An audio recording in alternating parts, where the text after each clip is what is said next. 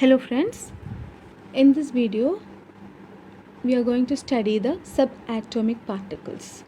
Subatomic particles are electrons, protons and neutrons. Why they are called subatomic particles? Because they are seen inside the atom. These three things are seen inside the atom. They are called subatomic particles. They are mainly electrons, protons and neutrons.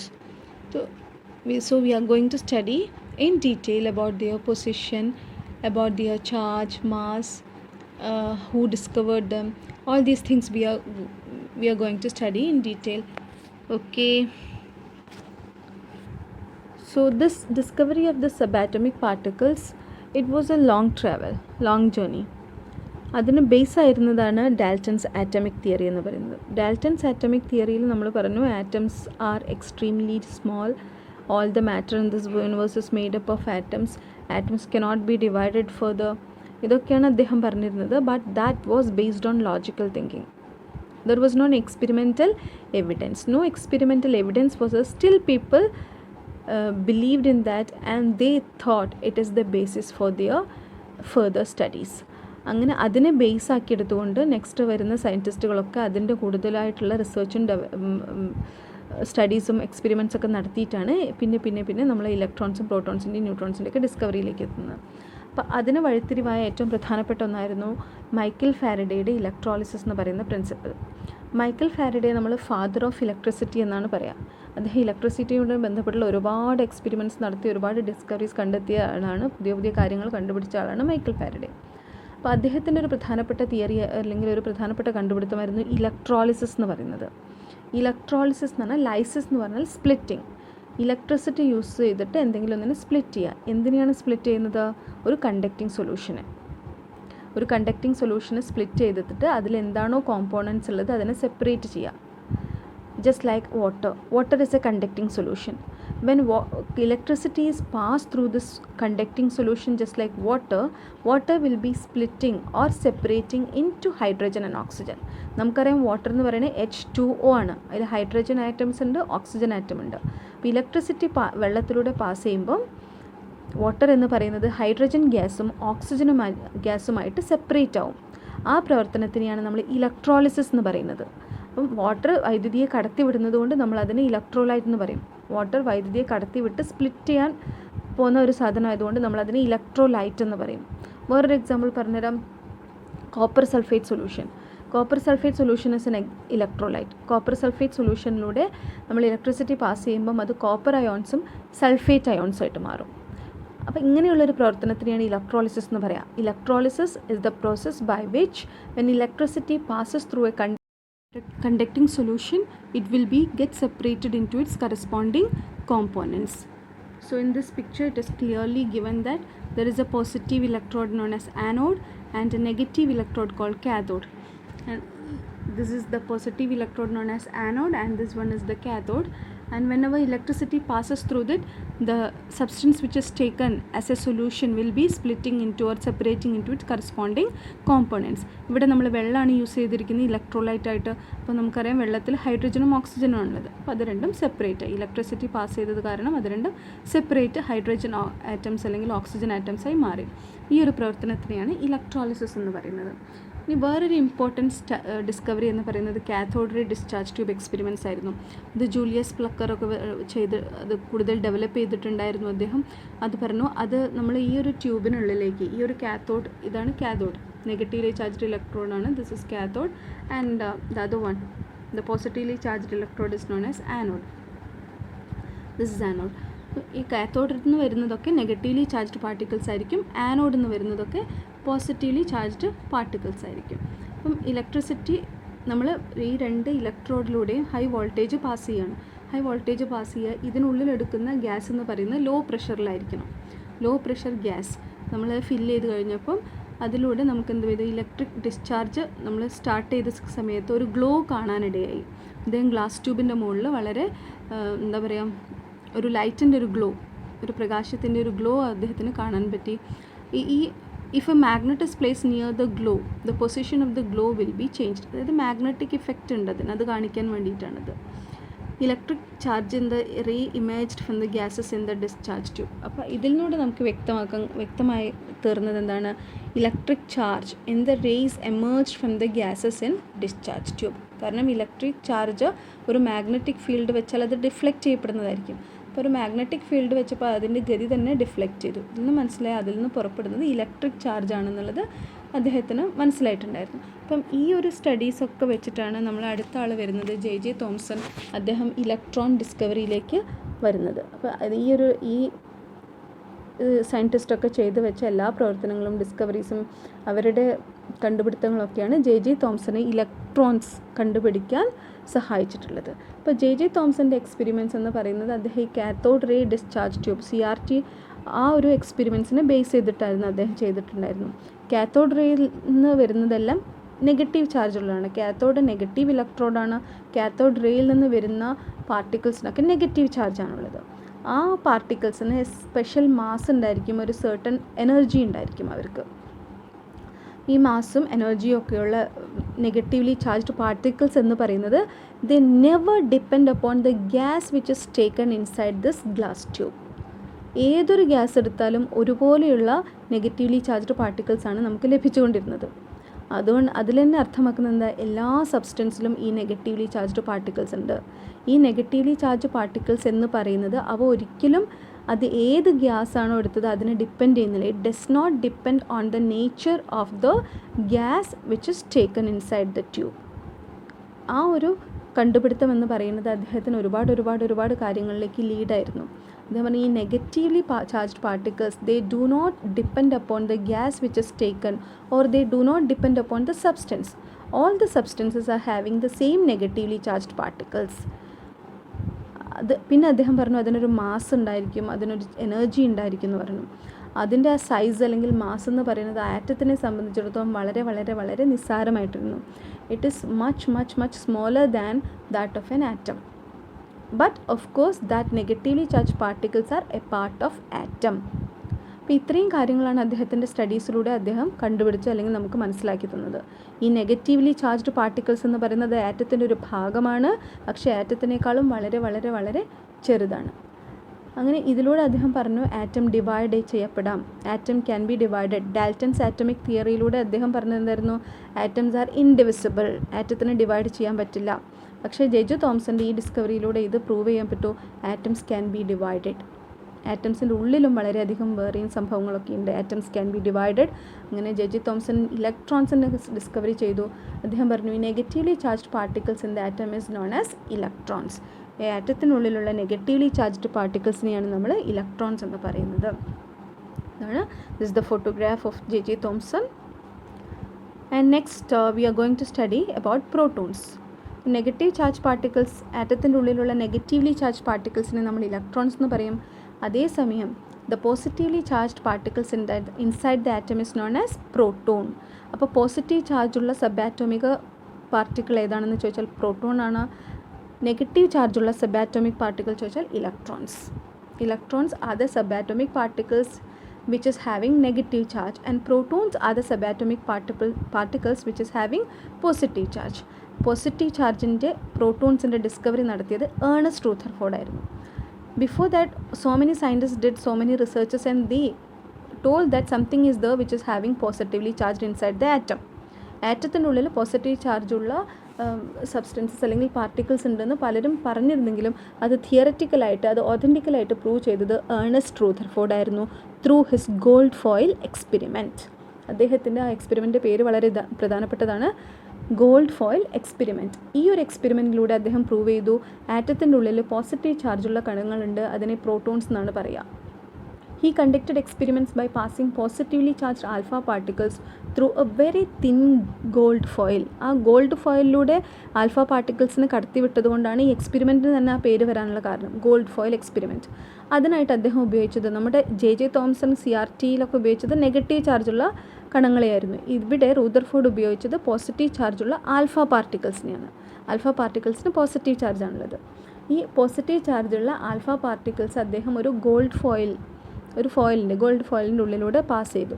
ആ pass ചെയ്തതിന് ശേഷം പുറത്ത് കിടക്കുന്ന റേസിനെയൊക്കെ അദ്ദേഹം ഒരു circular ഷേപ്പിലുള്ള photographic ഫിലിമിലേക്ക് അദ്ദേഹം അതിനെ ചെന്ന് പതിപ്പിച്ചു. അപ്പോൾ എന്തുകൊണ്ടാണ് അദ്ദേഹം ആ ഒരു ചെയ്തിട്ട് അത് ഒബ്സർവ് ചെയ്തു, ആ ഒരു എക്സ്പെരിമെൻറ്റ് ചെയ്ത് അതിനെ ഒബ്സർവ് ചെയ്തപ്പോൾ ഒരുപാട് ഇൻഫറൻസസ് അദ്ദേഹം കിട്ടി, ഒരുപാട് നിഗമനത്തിലേക്ക് അദ്ദേഹം എത്തിച്ചേർന്നു. അതിലൊന്നാമത്തേതായിരുന്നു he made some inferences by analysing the observation. He substantiated the major portion of an atom is empty. ആറ്റത്തിനുള്ളിൽ വളരെയധികം സ്പേസ് വേക്കൻ്റ് ആണ്, എംപ്റ്റി ആണ് എന്ന് അദ്ദേഹം കണ്ടുപിടിച്ചു. കാരണം ഒരു തടസ്സവും കൂടാതെ പാർട്ടിക്കിൾസിന് മുന്നോട്ട് പോകാൻ കഴിഞ്ഞു, മുന്നോട്ട് പോയിട്ട് ഫോട്ടോഗ്രാഫിക് ഫിലിമിൽ പതിയാൻ കഴിഞ്ഞു, ഒരുപാട് അവിടെ ഇമേജസ് വന്നു കഴിഞ്ഞു. അതിൻ്റെ അർത്ഥം ഒരു തടസ്സവും ഉണ്ടായിരുന്നില്ല എന്നാണ്. അത് ആറ്റത്തിൻ്റെ ഉള്ളിൽ ഒരുപാട് സ്പേസ് വേക്കൻ്റ് ആണ്. Atom as a whole is empty, isn't it? Atom, there is a lot of empty space. അങ്ങനെ അദ്ദേഹം പറഞ്ഞു. And there is a small part inside the atom where all the positive charges concentrated. പക്ഷേ ആറ്റത്തിനുള്ളിൽ ഒരു ചെറിയ ഭാഗത്ത് എല്ലാ positive ചാർജുകളും concentrate ചെയ്യപ്പെട്ടിട്ടുണ്ട് എന്നും കൂടി അദ്ദേഹം പറഞ്ഞു. അതായത് അദ്ദേഹം ഉപയോഗിച്ചത് ആൽഫ പാർട്ടിക്കിളാണ്. ആൽഫ പാർട്ടിക്കിൾസിൻ്റെ ചാർജ് എന്താണ്? പോസിറ്റീവാണ്. അപ്പം ആറ്റത്തിൻ്റെ ഉള്ളിൽ അദ്ദേഹം ഇതിങ്ങനെ ഗോൾഡ് ഫോയിലൂടെ കടന്നു പോകുമ്പം അതിലുള്ള ആറ്റങ്ങളിൽ അത് ടച്ച് ചെയ്യും. അപ്പം ആറ്റത്തിൻ്റെ ഉള്ളിൽ പോസിറ്റീവ് ചാർജുള്ള ഭാഗം വരുമ്പം പോസിറ്റീവും എന്ത് ചെയ്യും? The will be A repulsion. Positive വരുമ്പോൾ അത് തിരിച്ചു വരും. അപ്പോൾ വളരെ കുറച്ച് റേസ് മാത്രം തിരിച്ചു വന്നു, വളരെ കുറച്ച് പാർട്ടിക്കിൾസ് മാത്രം, പോസിറ്റീവ് ചാർജുള്ള പാർട്ടിക്കിൾസ് മാത്രം അത് ഡൈവേർട്ട് ചെയ്ത് തിരിച്ചു വന്നു. അതിനർത്ഥം എന്താ? അവിടെ ചെറിയ പോസിറ്റീവ് ചാർജുള്ള ആളുകൾ അവിടെ തടസ്സം നിൽക്കുന്നുണ്ട് എന്നുള്ളത്. അപ്പം ആറ്റത്തിൻ്റെ ഉള്ളിൽ എവിടെയോ വളരെ കുറച്ച് മാത്രം പോസിറ്റീവ് ചാർജുള്ളൊരു സ്പേസ് ഉണ്ട് എന്നും കൂടി അദ്ദേഹം ഇതിലൂടെ കണ്ടുപിടിച്ചു, അല്ലെങ്കിൽ പ്രൂവ് ചെയ്തു അദ്ദേഹം. And inside this atom there is a small part where all the positive charges concentrated. The central region of the atom is called the nucleus. അങ്ങനെ അദ്ദേഹം പറഞ്ഞു അത് ആറ്റത്തിൻ്റെ സെൻട്രൽ ഭാഗത്തായിട്ടാണ് ഈ പോസിറ്റീവ് ചാർജ് മുഴുവൻ കോൺസെൻട്രേറ്റ് ചെയ്തിട്ടുള്ളത്. അതിന് അദ്ദേഹം ഇട്ട പേരാണ് ന്യൂക്ലിയസ്.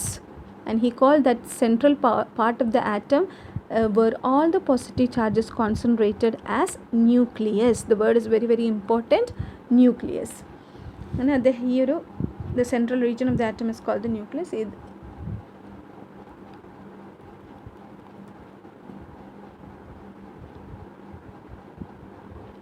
അതിനുശേഷം അദ്ദേഹം പറയുണ്ടായി പ്രോട്ടോൺസിനെ കുറിച്ച് കൂടുതൽ സ്റ്റഡി ചെയ്തിട്ട് അദ്ദേഹത്തിന് മനസ്സിലായി പ്രോട്ടോൺസിനും the subatomic particles with positive charge is called proton.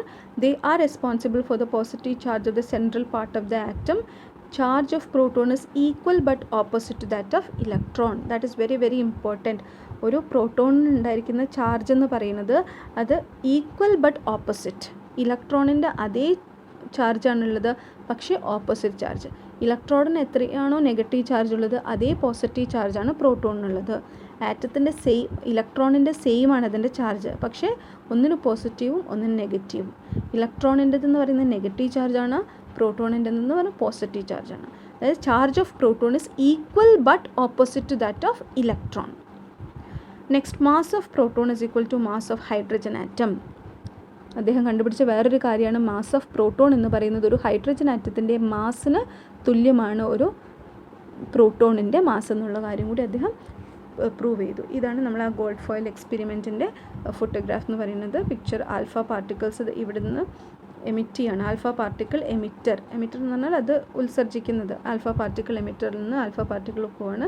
നടുക്ക് യെല്ലോ കളറിൽ കാണപ്പെടുന്ന ഗോൾഡ് ഫോയിലാണ്. അതിലൂടെ അത് തുളച്ചു കയറി പോയിട്ട് അവിടെ സർക്കുലർ ഷേപ്പിലുള്ള ഡിറ്റക്റ്റിംഗ് സ്ക്രീൻ, ഫോട്ടോഗ്രാഫിക് പ്ലേറ്റ് വെച്ചിട്ടുണ്ട്. അതിലേക്ക് പോയിട്ട് അത് ഫോളോ ചെയ്യുകയാണ് ചെയ്യുന്നത്. അപ്പം 2 ആരോ മാർക്ക് നിങ്ങൾക്ക് അത് ബൗൺസ് ബാക്ക് ചെയ്യുന്ന, റിട്ടേൺ ചെയ്യുന്ന കാണാൻ പറ്റും, ഈ 2 ആരോ മാർക്ക്. പക്ഷേ ഏറ്റവും കൂടുതലായിട്ടുള്ളത് അത് അവിടെ പോയി പതിക്കുകയാണ് ചെയ്തത്. അതിൻ്റെ അർത്ഥമാണ് അവിടെ തടസ്സങ്ങളില്ലാതെ പോകാൻ സാധിച്ചു. Atom inside the atom a lot of vacant spaces but only A small portion is having positive charge. അവിടെ വെച്ചിട്ടാണ് അത് റിപ്പൽ ചെയ്തിട്ട് തിരിച്ചു വന്നത്. ആ സ്മോൾ പോർഷൻ എന്ന് പറയുന്നത് സെൻട്രലായിട്ട് ലൊക്കേറ്റ് ചെയ്തിരിക്കും ആറ്റത്തിൻ്റെ. ആ സെൻട്രൽ പോർഷൻ അതിന് പോസിറ്റീവ് ചാർജാണുള്ളത്. ആ ഭാഗത്തിനെയാണ് അദ്ദേഹം ന്യൂക്ലിയസ് എന്ന് വിളിച്ചത്.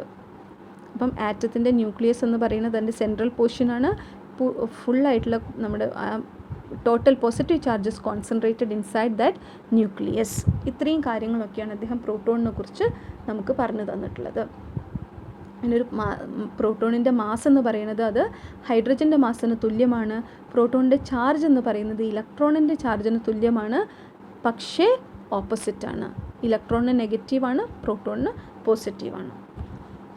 ഇനി നമുക്ക് അടുത്ത ഇതാണ് Ernest Rutherford, picture of Ernest Rutherford.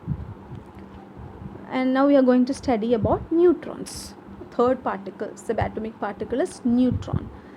Neutron James Chadwick എന്ന് പറയുന്നൊരു ശാസ്ത്രജ്ഞനായിരുന്നു ന്യൂട്രോണിനെ കുറിച്ചുള്ള ഫെർദർ സ്റ്റഡി ചെയ്തിട്ട് അതിൽ നിന്ന് നമുക്കിതൊക്കെ പറഞ്ഞു തന്നിട്ടുള്ളത്. He prove that inside the nucleus there are neutral particles or chargeless particles called neutrons. Neutral particles ആണ് ന്യൂട്രോൺസ്, അങ്ങനെ ഓർമ്മ വയ്ക്കുക. ന്യൂട്രലാണ്. Neutrons are neutral in charge. അവർക്ക് ചാർജ് ഇല്ല, പക്ഷെ അവർക്കൊരു മാസ് ഉണ്ട്, അവർക്ക് ചാർജ് ഇല്ല. ഈ prove that inside the nucleus, എവിടെയാണ് ന്യൂട്രോൺസ് കാണപ്പെടുക? Inside the nucleus. അപ്പോൾ പ്രോട്ടോൺസ് ഉണ്ട് ന്യൂക്ലിയസിൻ്റെ ഉള്ളിൽ, ന്യൂട്രോൺസും ഉണ്ട്. അപ്പോൾ ഈ പ്രോട്ടോൺസും ന്യൂട്രോൺസും ഒരു ആറ്റത്തിൻ്റെ ന്യൂക്ലിയസിൻ്റെ ഉള്ളിലാണ്. പക്ഷേ ഇലക്ട്രോൺസ് എന്ന് പറയുന്നത് ആറ്റത്തിൻ്റെ ന്യൂക്ലിയസിന് പുറത്താണുള്ളത്. മൂന്നാളും ആറ്റത്തിൻ്റെ ഉള്ളിലുള്ള ആളുകളാണ്, പ്രോട്ടോൺസ്, ന്യൂട്രോൺസ് ആൻഡ് ഇലക്ട്രോൺസ്. പക്ഷേ പ്രോട്ടോൺസും ന്യൂട്രോൺസും കാണപ്പെടുന്നത് ന്യൂക്ലിയസിനുള്ളിലാണ്, whereas electron can be seen outside the nucleus. These three are subatomic particles. ഈ മൂന്നാളും സബ് ആറ്റോമിക് പാർട്ടിക്കിളാണ്, ആറ്റത്തിൻ്റെ ഉള്ളിലുള്ള ആളുകളാണ്. പക്ഷേ രണ്ടാളുകൾ ഒരുമിച്ചാണ്, ഒരാൾ പുറത്താണുള്ളത്. അതായത് protons and neutrons can be seen inside the nucleus, whereas electrons are revolving around the nucleus. ന്യൂക്ലിയസിന് ചുറ്റുമായിട്ട് ഇങ്ങനെ ആണ് ഇലക്ട്രോൺസിനെ കാണപ്പെടുക. Mass of neutron is equal to mass of proton. പ്രോട്ടോണിൻ്റെയും ന്യൂട്രോണിൻ്റെയും മാസ് തുല്യമായിരിക്കും. And total mass of an atom is equal to mass of neutron plus mass of proton. കാരണം ഇലക്ട്രോണിൻ്റെ മാസ് എന്ന് പറയുന്നത് വളരെ വളരെ വളരെ കുറവാണ്, നെഗ്ലിജിബിളി സ്മോളാണ് ഇലക്ട്രോണിൻ്റെ മാസ്. അത് നമ്മൾ കൺസിഡർ ചെയ്യില്ല. അപ്പം മാസ് ഓഫ് എൻ ആറ്റം, ഒരു ആറ്റത്തിൻ്റെ മാസ് എന്ന് പറയുന്നത് mass of proton plus mass of neutron ആണ്. അവിടെ നമ്മൾ മാസ്, ഇലക്ട്രോണിൻ്റെ മാസേ കൺസിഡർ ചെയ്യുന്നില്ല, because it is having negligibly small mass. And charge എന്ന് പറയുന്നത് പ്രോട്ടോണിന് പോസിറ്റീവ് ചാർജാണ്, ഇലക്ട്രോണിന് നെഗറ്റീവ് ചാർജാണ്, ന്യൂട്രോൺ ചാർജ് ലെസ് ആണ്. Okay, this is the photograph of James Chadwick. Now the last portion we are going to compare the comparison of the three subatomic particles. നമുക്കൊന്ന് compare ചെയ്ത് നോക്കാം മൂന്നാളെയും കൂടെ. ഒന്നാമത് simple, then charge, location and relative mass. So first we have electron. Electron the symbol E minus, because it's having a negative charge, we always put minus sign with that E minus. അങ്ങനെയാണ് നമ്മൾ അതിനെ specify ചെയ്യുക, E minus. Proton P and neutron small n. Okay, and charge, electron is having a -1 charge, negatively charged. Electrons are negatively charged, so it is -1, whereas proton is having +1 and neutron 0, chargeless, neutral. Next one, location, where we can find these things. Electron can be found, it's as an electron cloud around the nucleus. It can be seen as an electron cloud around the nucleus. ഒരു electron മേഘപടം പോലെ കാണാം ന്യൂക്ലിയസിന് ചുറ്റുമായിട്ട്. Okay, ന്യൂക്ലിയസിനുള്ളിലാണ് പ്രോട്ടോണും ന്യൂട്രോണും ഉള്ളത്. Proton can be seen inside the nucleus and neutron also can be seen inside the nucleus. Next, relative mass. Relative mass എന്ന് പറയുന്നത് നമ്മൾ ആരുമായിട്ടാണ് relate ചെയ്യുന്നത്? Hydrogen ആറ്റമായിട്ടാണ് relate ചെയ്യുന്നത്. ഇലക്ട്രോണിൻ്റെ mass എന്ന് പറയുന്നത് 1/1840, അത്രയും ഒരു ഹൈഡ്രജൻ ആറ്റത്തിൻ്റെ അത്രയും കുറവാണ് അതിനുള്ളത്. 1/1840 മാസേ ഉള്ളൂ ഇലക്ട്രോണിന്. പക്ഷേ പ്രോട്ടോണിൻ്റെ മാസ് എന്ന് പറയുന്നത് that is equal to the mass of hydrogen and neutron also that is equal to the mass of hydrogen. അവരുടെ രണ്ടാളുടെയും മാസ് സെയിം ആണ്. But electron is having a negligibly small mass. That's why we are not considering the mass of an atom. നമ്മൾ mass of an atom എന്ന് പറയുന്നത് ആരെ രണ്ടിൻ്റെയും മാസാണ്? Proton plus neutron. അപ്പോൾ ഇത്രയും കാര്യങ്ങളാണ് നമ്മൾ ഇന്ന് ഈ വീഡിയോയിലൂടെ ഡിസ്കസ് ചെയ്തിട്ടുള്ളത്. Discovery of electrons, protons and neutrons, അതിന് മുന്നുണ്ടായിരുന്ന ഡിസ്കവറീസ്, അത് ഇതിലേക്ക് ലീഡ് ചെയ്തത്, സയൻറ്റിസ്റ്റിനെ ലീഡ് ചെയ്തത്. Then A comparison between protons, electrons and neutrons. So thank you for watching this video, and do share with your friends if you find it useful, and subscribe to the channel. Thank you.